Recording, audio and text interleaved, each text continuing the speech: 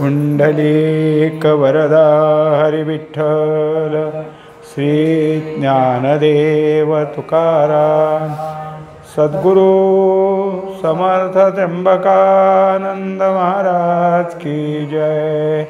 माऊली ज्ञानेश्वर महाराज की जय। जगद्गुरु तुकाराम महाराज की जय। श्री गुरुदेव दत्त। भक्त्या मामभिजानाति यावान् याश्चामि तत्त्वतः यावान् याश्चामि तत्त्वतः तमो मां तत्त्वतो ज्ञात्वा विशते तदनन्तरम्। हा 55वा श्लोक आहे। भक्ती या लक्षणा सांगत असताना जे लक्षण सांगायला सुरुवात झाली ती ज्ञानोत्तर भक्ती आहे। या ज्ञानोत्तर भक्तीमध्ये परमात्मा जेवढा आहे तेवढा या भक्ताच्या ठिकाणी आता काय आहे अनुभवाला येऊ लागला।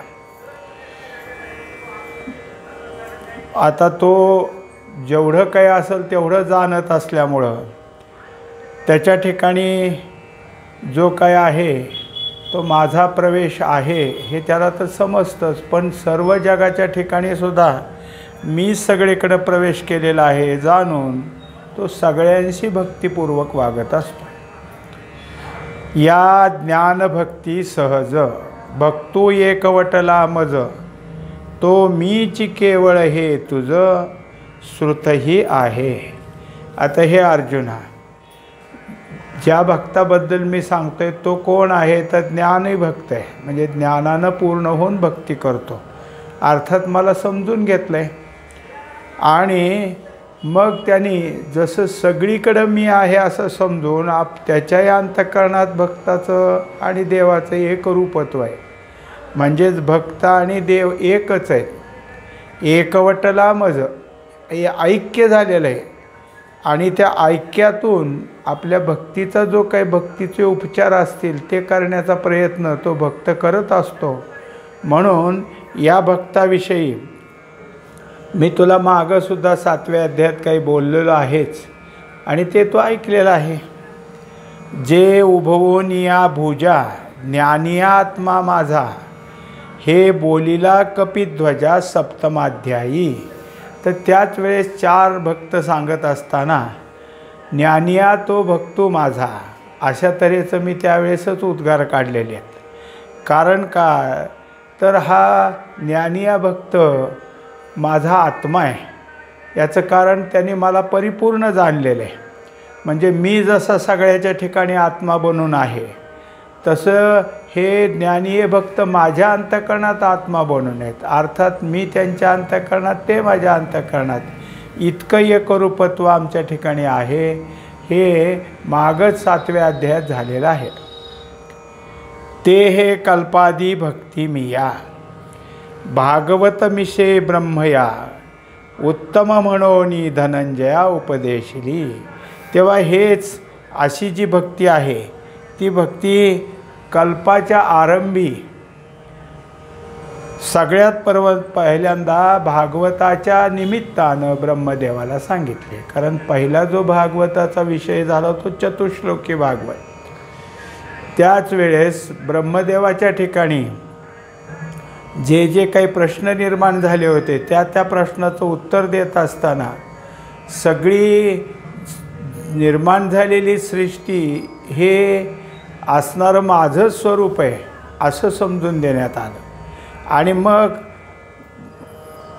ब्रह्मदेवाच्या ठिकाणी ह्या सगळ्या गोष्टी कर्म करत असताना जो एक प्रकारचा अहंकार निर्माण झाला होता तो नाहीसा होऊन आता सगळं जर काही आहे तर ब्रह्मरूपच आहे, अर्थात परमात्मा स्वरूप आहे अशा तऱ्हेचं प्रेम निर्माण झालं।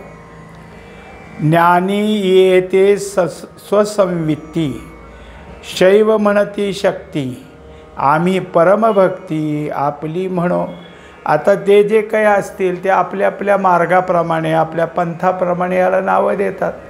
ज्ञानी यानं काय केलं की जे वृत्तीच्या ठिकाणी अनुभव येऊ लागलेला आहे आणि वृत्ती समरस झाली, अशा समरस अनुभवामध्ये जे प्रेमशक्ती जागी होती, ती प्रेमशक्ती म्हणजे हे परमात्मा स्वरूप आहे, हे ज्ञानीय म्हणतात.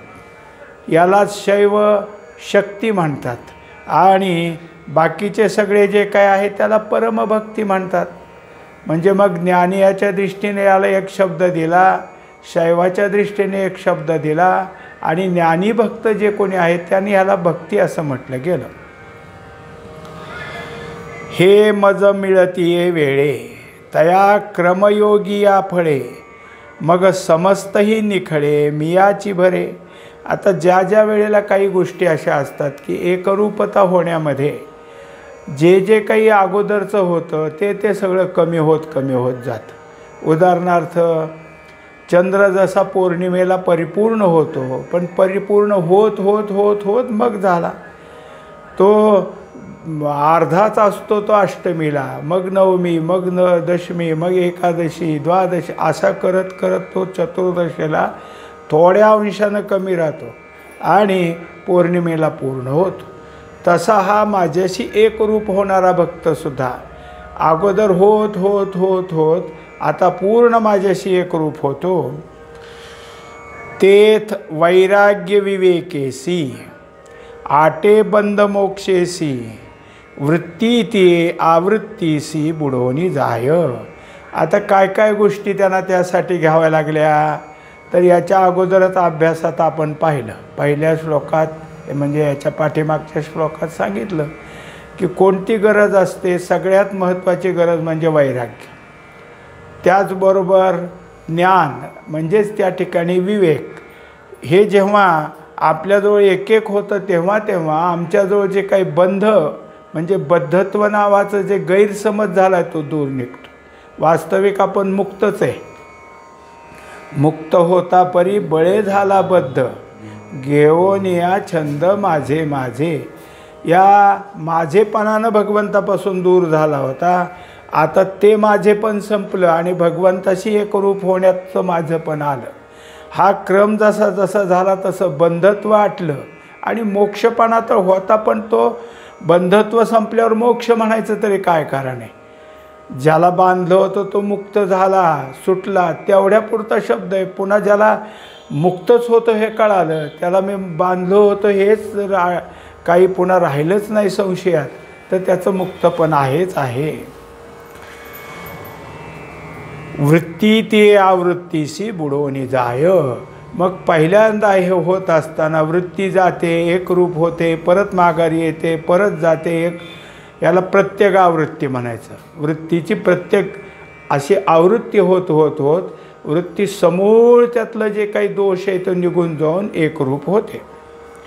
घेवोनी ऐलपणा ते परत्व हरपे जेथे, गिळोनी चारी भूते आकाश जैसे. जसं एकरूपतेची वेळ येते तेव्हा काय होतं, तर जे जे काही आपलं परत्व झालं होतं ऐक्यापासून ते जसं जसं झालं तसं तसं माघारी येतं. म्हणजे एकावर एक कपडा टाकला तर 4 कपडे आपण टाकले, तर पहिला 1, दुसरा 2, तिसरा 3 आणि चौथा पुन्हा चौथा.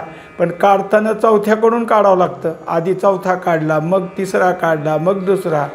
तसं मग या सगळ्यामध्ये आता अगोदर काय झालं, तर पृथ्वी तत्त्व गिळून घेतलं, मग पाणी तत्त्व गिळून घेतलं, मग त्याच्यानंतर अग्नितत्व घेतलं, वायुतत्व, हे 4 गिळोनी 4 भूते. हे कोणाच्या ठिकाणी सामावले, तर आकाशाच्या ठिकाणी. आकाशाला परमात्म्यात जायला काही अवघड नसतं, कारण आकाश परमात्म्या इतकं शुद्ध आहे, निर्मळ आहे. पण हेच नव्हते, मग ह्यांच्यातलं एक एक सगळं संपत्ती आकाशात सामील झाले. तयापरी थडथांद साध्य साधनातीत शुद्ध, ते मी होवोनी एक वद भोगी तो माते.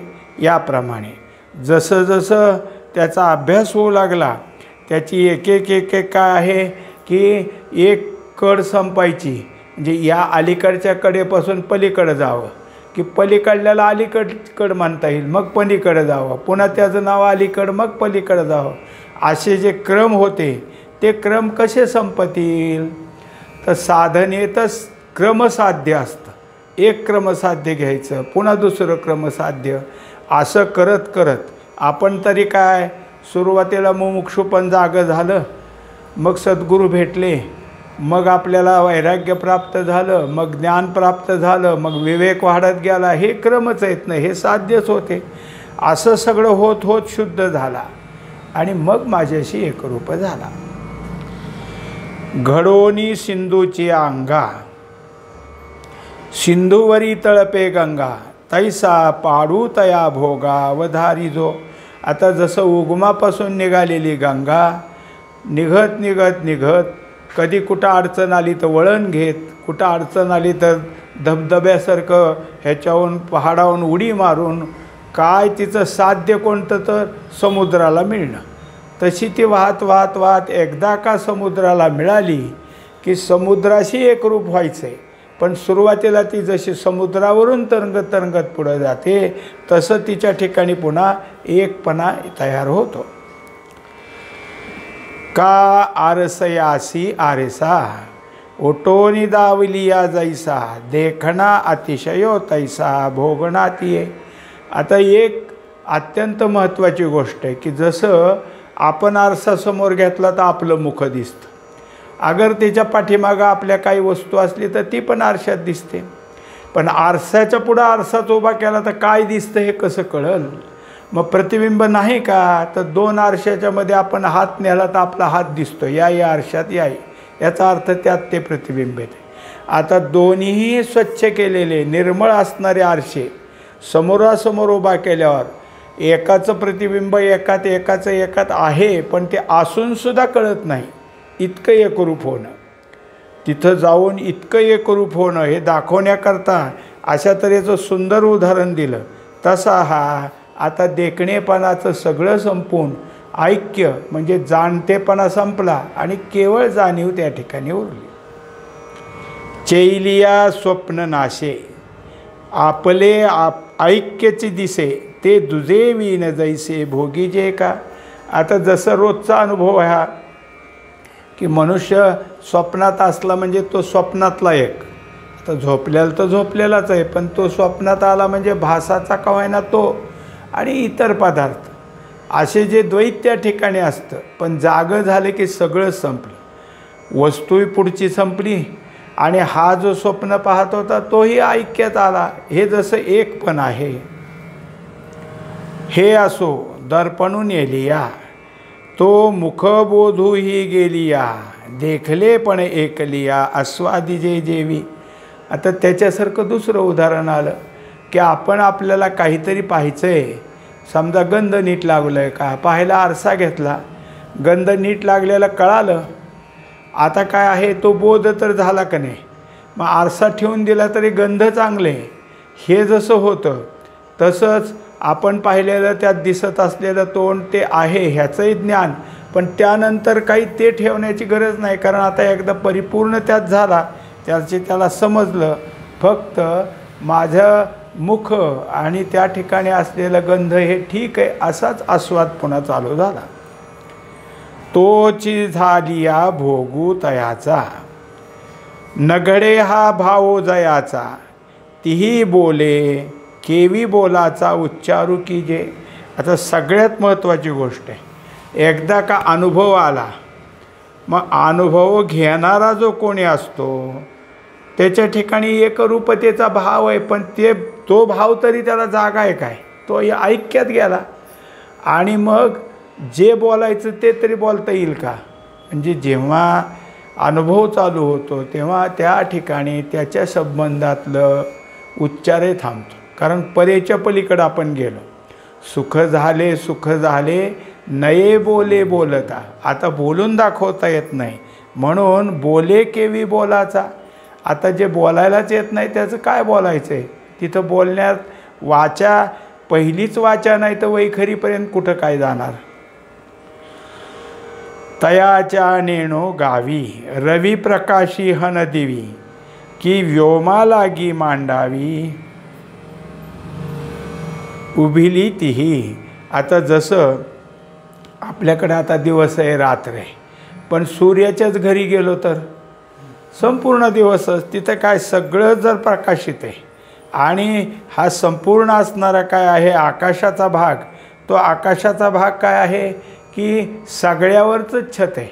आता जसं आपल्याला काही कार्यक्रम करायचा असला म्हणजे मांडव घालावा लागतो, आकाशाचा मांडव घालायची काय गरज आहे का, ते आहे ते आहेच. हा गा राजन्यत्व नवता अंगी रावो रायपणे काय भोगी का अंधारुहन आलिंगी दिन कराते. तसंच जोपर्यंत राजेपणा प्राप्त नाही तोपर्यंत राजाला राजेपणा कसा भोगता येईल. तो एकदा राजा म्हणून स्थिर झाला की मग राजेपणा आहे. आणि अंधाराला सूर्य कसा माहीत होईल, सूर्याचा प्रकाश कसा भोगता येईल, कारण हे जे काही आहे तिथपर्यंत न पोचणार आहेत. आणि आकाश जे नव्हे तया आकाश काय जाणावे रत्नाच्या रूपी मिरवे गुंजाचे लेणे. आता जसं जसं आहे की समजा आकाश तत्वच नसतं तर मग आकाश आकाशाला मिळालं असं काय म्हणायचं कारण आहे. आणि रत्न जे आहेत ते रत्नच आहेत, पण रत्न माहीत नाही म्हणून गुंजाचाच हार केला असं होत नाही.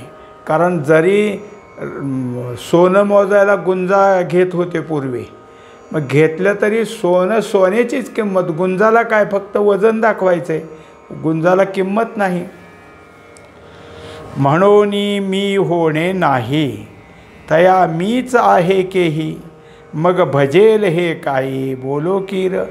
आता हेच सगळं आहे की जसं अनुभवाच्या घरात गेला आणि अनुभवानं परमात्म्याचं सुख भोगू लागला, पण ज्याला अनुभव आला नाही, जो अनुभवाकडं अजून निघाला नाही, तिथं काय मी नव्हतो का, तिथंही माझं सुख होतंच, पण माझ्या सुखाकडं न बघता दुसरीकडं पाहायला लागला, माझ्या सुखापासून विन्मुख झाला. म्हणून आता फक्त सन्मुख झाला की मी आहे तो आहेच. या लागी तो क्रमयोगी मी झालाची माते भोगी तारुण्य का तरुणांगी जयापरी. आता त्याप्रमाणे एकाएकी कुणी ऐक्यात आलं नाही, क्रमाक्रमानं साधक हा साध्याच्या ठिकाणी जाऊन पोहोचतो. त्याच्यासाठी त्याला अत्यंत चिकाटीचं साधन करावं लागतं, मग तो माझ्या ठिकाणी जसा येऊन मिळतो. आता माझा भोग सुरू झाला. जसं तारुण्यात आलेली एखादी मुलगी म्हणा मुलगा म्हणा आपल्या तरुणपणाचा भोग सहजतेत भोगत असतात. तरंगी सर्वांगी तोय चुंबी प्रभा सर्वत्र विलसे बिंबी नाना अवकाश नभी लुंटतो जैसा. आता कसा भोग आहे, लाटा आल्या तरी पाणीच आहे ना, लाट पाण्यावर आहे पाणी, आणि पाणी लाटेमध्ये जसं दिसूनसुद्धा खेळ चाललेला असतो. प्रकाश आणि हा सगळीकडं पसरलेला आहे, हे सगळ्याकडं वस्तू ज्या दिसतात त्या प्रकाशाने, म्हणून मग प्रकाश तत्वच आहे हेही जसं जाणलं जातं त्याच प्रकारे सगळीकडं आहे अवकाश आहे हेही जाणलं जातं. म्हणजे ते असून आहे ह्यापणाची जाणीव न घेता सुद्धा जाणीवेत येत असतं. तैसा रूप होवनी माझे माते क्रिया विन तो भजे अलंकारू का सहजे सोने याते जेवी. तेव्हा आता माझ्याशी एक रूप झाला, पण कोणती क्रिया करावी लागत नाही, आता सहज उपभोग सुरू झाला. जसं सोन्याचे अलंकार केले, अलंकार सोनेपणा भोगतच ना, पण त्याला काय म्हणावं लागत नाही मी सोन्याचा काही नाही, तो सहजतेनं सोनेपणा भोगत असतो. का चंदनाची धृती जैसी चंदनी भजेया पैसी का अकृत्रिम शशी चंद्रिका. ते त्याच प्रकारे चंदनाचा सुवास चंदनासारखा येतो आणि चंदन तेच भोगत असतं. चंदन तो चंदन गुणे, चंदन हे चंदन गुणानंच संपूर्ण असतं. तसंच खरा चंद्र हा आपल्या चंद्रपणाच्या चांदण्यामध्ये एकरूप झालेला असतो. तैसी क्रिया कीर न साहे तरी अद्वैती भक्ती आहे, हे अनुभवाची जोगे नव्हे बोला ऐसे. हे सगळं समजून दिलं ते ज्ञानी या भक्तासाठी. आता ह्याच्या ठिकाणी भक्तिपणाची काही क्रिया नाही असं असूनसुद्धा तो अद्वैतात जाऊनसुद्धा माझी मात्र भक्ती भोगत असतो. म्हणजे त्याचे हात पाय डोळे बाकीची इंद्रिये सगळं व्यवहार करतात, पण माझ्याशी ऐक्य झालेलाच व्यवहार असतो. तो डोळ्याने सगळीकडे पाहतो पण मलाच पाहतो, कानाने सगळं ऐकतो पण मलाच ऐकतो. हेच त्याचं सतत सतत चाललेलं असतं. हा अनुभव आहे त्याला, पण मी अनुभव घेतो हेही बोलायची गरज नाही. तेव्हा पूर्वसंस्कार छंदे जे काही तो अनुवादे तेने आळविले निवोदे बोलता मेची. आता तेव्हा काही शंका मनुष्याच्या ठिकाणी असतात. ते म्हणले अहो ते आता ऐक्यात पोचले, त्यांच्या ठिकाणी आता काही राहिलं नाही, मग आम्ही त्यांना हाक मारली तर? ते म्हणले ओ देतात. कारण का पूर्वछंदे, पूर्वीचंच त्याचं नाव आहे, त्या नावाचा स्वर त्या नावाचा उच्चार कानावर आला की बोलायचं. जे काही तुम्ही दिलं आहे त्याचं उत्तरही तिथं दिलं जाईल, पण आतला काहीही भक्तीचा भाव कमी होत नाही. बोलतया बोलताची भेटे तेथे बोलणे हे न घटे, ते मौन तव गोमटे स्तवन माझे. आता समजा त्याच विषयाचा एखादा त्याला भेटला तर अत्यंत आत्मज्ञानाच्याच गप्पा चालतात, आत्मज्ञानाविषयी सगळे चर्चा होते, पण भगवंतानी सांगितलं की तरी तो मौनातच आहे. इतकं बोलत असलं तरी, कारण का तर माझं स्वरूप आहे, माझ्या स्वरूपाचं बोलणं चालतं, तेव्हा ते मौनच आहे. म्हणून तया बोलता बोली बोलता मी भेटता, मौन होय तेणे तत्वता स्तवितो माते. तेव्हा असं सांगतात की जेव्हा आत्मलिंग आणण्याकरता मारुतीराय गेले आणि महादेवाला विचारलं आत्मलिंग द्या, ते म्हणले कशाला पाहिजे. मग त्यांनी सगळं कथा सांगायला सुरुवात केली. आता राम लंकेत का गेले, लंकेतून बाहेर का आलेत, मग त्यांना कशाला पूजा, हे सगळी हकीकत सांगण्यास सगळं रामायण सांगितलं, तरी काही बोलले नाहीत असं झालं. कारण का जे अंतःकरणात आहे त्याची चर्चा जरी झाली तर अंतःकरणात द्वैत होतच नाही ना. म्हणून बोलून बोलला तरी मलाच येऊन भेटला, हे त्याचं अद्वैत आहे. तैसीच बुद्धी का दिठी जे तो देखो जाय किरीटी, ते देखणे दृश्य लोटी देखतेची दावी.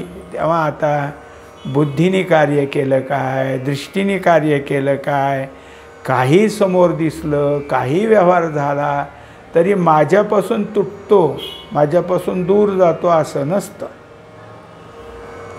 आरिसया आधी जैसे देखतची मुख दिसे, तयाचे देखणे जैसे मेळवी दृष्टे. आता त्याला उदाहरण दिलं. अगोदर आपलं तोंड आपल्या ठिकाणी आहे, आपल्या मुखाला आपण जाणतोच, आरसा घेतल्यावर दिसलं, जाणलंच, आरसा ठेवला पुन्हा आहेच. म्हणजे मग या पाहण्यात मध्येच आरसा घेतल्यावर काही नवीन निर्माण नाही झालं, आणि निर्माण झालं नाही पण पाहिलं तेव्हा इथलं कुठं निघून गेलं नाही.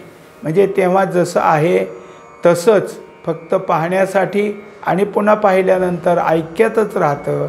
हे त्याचं ऐक्य आहे. कोणाचं? हे ज्ञानी या भक्ताचं. असे अनेक उदाहरण देत देत ज्ञानी या भक्ताच्या ठिकाणी माझं जे काही आता एकवटणं आहे, माझ्याशी एकरूप होणं आहे, ते कसं सदैव ठीक आहे हेच आता सांगायचं आहे. दृश्य जावोनिया द्रष्टे द्रष्टियास हीच जे भेटे, तै एकलेपणे न घटे दृष्टेपणही. तेव्हा इथं एवढंच झालं की आत्तापर्यंत द्रष्टा दृश्याला पाहत होता, आता द्रष्टा द्रष्टालाच पाहतो. कारण दृश्य आणि द्रष्टा दोन्ही एकच झालेले आहेत.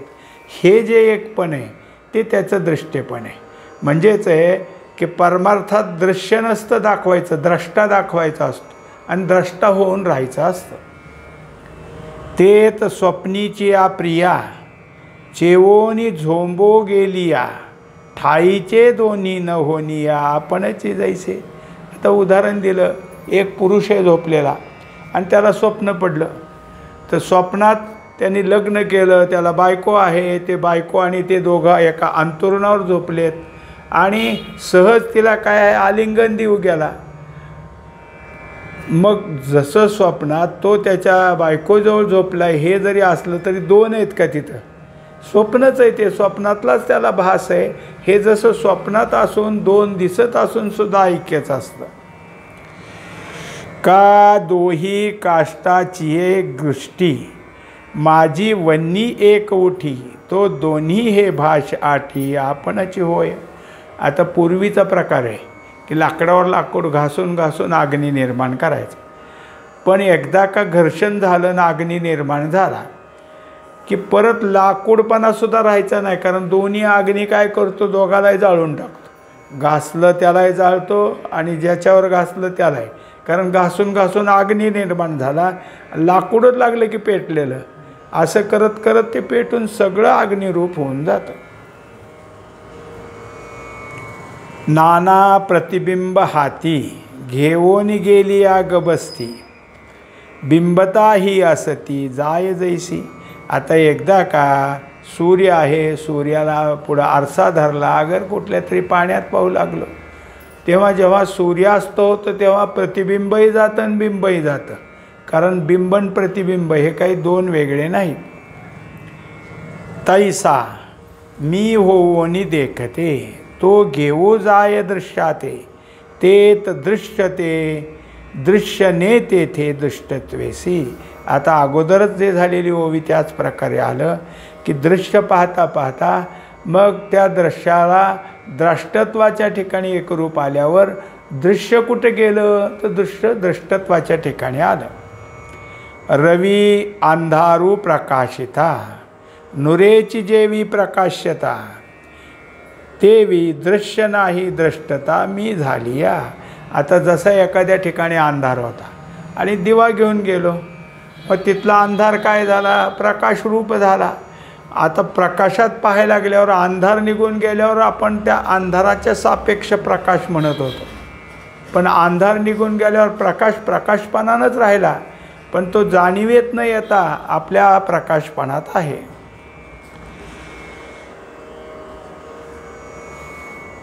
मग देखिजे ना न देखिजे ऐसी जे दशा निपजे ते ते दर्शन माझे साचो कारे. तेव्हा डोळे उघडून पाहिले तरी मीच आणि डोळे झाकून घेतले तरी मीच. देखणे पण ठेवलं काय न ठेवलं काय दोन्ही जसं मीच होऊन जातो. हे आता त्याला दोन झालं. इतके वेळ काय होतं, आपण द्रष्टा आणि दृश्य यांचं ऐक्य पाहत होतो. आता सांगतात दृश्य द्रष्टा दर्शनात एक झाले. म्हणजे ते साधन जे चाललं होतं ते साध्य आणि साधक दोघंही साधनेतच येऊन थांबले. ते भलतया किरीटी पदार्थाची या भेटी द्रष्टा दृश्यातीत दृष्टी भोगी तो सदा. त्यामुळं कशामुळे हे सांगावं लागलं तर जसं ऐक्यात गेल्यावर मग दृष्टी आहे की नाही, कानाला ऐकायला येतं की नाही, नाकाला वास येतो की नाही. अहो कोणतेही झालं तर ते क्रियेत द्रष्टा आणि दृश्य जसं एक झाल्यावर दर्शन राहिल्याचं सांगितलं. द्रष्टा आणि दृश्य एक झाल्यावर फक्त दृष्टी राहिली, पण दृष्टी द्रष्ट्याच्या दृश्याला जे पाहत होती तेच आता पक्क झालं. म्हणजे जे दृश्यात होतं ते द्रष्ट्याने एक केलं आणि द्रष्टा दृष्टीच्या ठिकाणी जे पाहिलं होतं तेच पक्क ठेवून दिलं. आणि आकाश हे आकाशे दाटले न ढळे जैसे मिया आत्मेने आपण पे तैसे झाले तया. तेव्हा आपल्याला आता सध्या दिसतं पहा, असं नसतं पण कसं भास असतो, असं गोलाकार येऊन जशी छत्री असावी ना तसं आपल्या डोक्यावर आकाश उंच आहे, इकडे कडेला येऊन क्षितिजाला टेकलं आहे असं आपल्याला दिसतं. मग आकाश घसरलं का खाली, ते न ढळे, ते कुठं जात नाही, कारण ते आकाश आकाशपणानंच आहे. दृश्यात जरी असा भास होत असला तरी आकाश एक ठिकाणीच आहे. तसा मी त्याच्यातून कुठं दूर गेलो नाही, काही नाही. मी आत्मपणानं त्या अनुभवाच्या ठिकाणी पक्का झालेला आहे. कल्पांती उदक उदके रुंदिलिया वाहो ठाके तैसा आत्मेनी मिया एके. कोंदला तो. एकंदरीत कल्पांताच्या काळात जितकं पाणीच पाणी होतं तेव्हा सगळीकडे पाणीच झालं. मग आता पाणी पसरलं आणि त्याने एवढा भूभाग ग्रासला असं जे आम्ही एरवी म्हणत असतो तिथं भूभागच राहिला नाही, सगळीकडं पाणीच पाणी झालं. तसा मी आत्मरूपानं सगळीकडे परिपूर्ण धरून बसलेलो आहे. पुंडलिक वरदा हरी विठ्ठल श्री ज्ञानदेव तुकाराम सद्गुरु समर्थ त्र्यंबकानंद महाराज की जय. माऊली ज्ञानेश्वर महाराज की जय. जगद्गुरु तुकाराम महाराज की जय. श्री सद्गुरु